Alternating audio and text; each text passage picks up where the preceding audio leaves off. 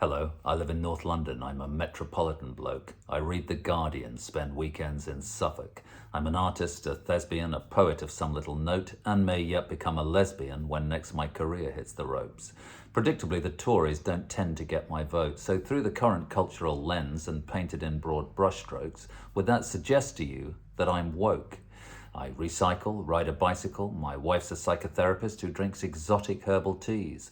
Call me an elitist, but I listen to those fanatical classical-loving anarchists at the lefty moral cesspit that is Radio 3.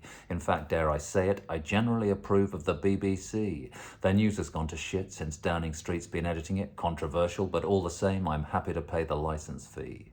And at the risk of being a crashing pinko bore, I'm quite the fan of Channel 4. Why fix what ain't broke, unless, of course, you're a vindictive anti-liberal cunt fighting your phony little culture war. Does that make me woke? I rarely wake up ruminating over the public toilet arrangements of transgender folk. I have to admit, I struggle a bit with they-them. It's not that I'm bigoted, just idiotic and old. I do not burn vagina-scented candles, nor yearn to sing with nightingales in open-toed sustainable sandals, though one day I might, who knows? I've never marched at Pride, but if push came to shove, I'd be on their side. Damn right, I'm down with the rainbow. And before I croak, if I feel so inclined, I might shag a bloke. I go with the flow. My politics is more clear-cut, no ifs, no buts. I think politically we're fucked. Our leaders corrupt and unfit to govern us. A banana republic, that's what's become of us, and I've had enough.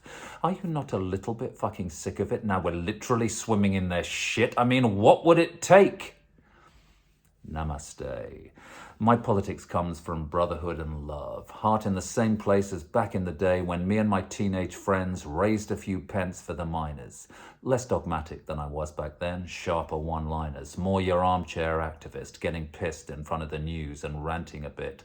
Never short of a point of view, nor these days of subject matter, as the world I grew up in is gradually shattered by the Tories' Darwinian war, pitting the richest and the fittest against all who resist it and all who don't, the blindly complicit, and of course the poor. For sure, that gets me stoked. Does that make me woke, or a stereotypically British bloke, perhaps of a bygone age, to whom that doesn't sound quite like cricket?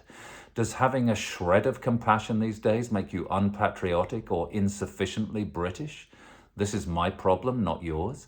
Seriously, is it? It's me that's on a sticky wicket when I can love this country and the people in it without wrapping the right sort in the flag and dismissing the rest of us as not quite the ticket, as woke? Does it really make me a woke lefty that I can form an opinion without it being fed to me by Murdoch or Dacre, who have poisoned our political landscape acre by acre and are making us hate the things that truly make us great? They're making us hate each other. We're held in contempt by these motherfuckers and by the 1% they represent, the ones who fill the Tory coffers, effectively their employers. Big oil, big banks, the billionaire magnates, and of course special thanks goes to Putin's best mates. Does that make me woke? That I'm not so deeply asleep, so comatose that I'm unable to see how our culture and democracy are going up in smoke? That values we cherish could so easily perish beneath this cloak of lies and political fuckery? That was part one of Does That Make Me Woke? Part two coming very soon. Thanks very much for listening to the end. I've been Jimmy Livingstone.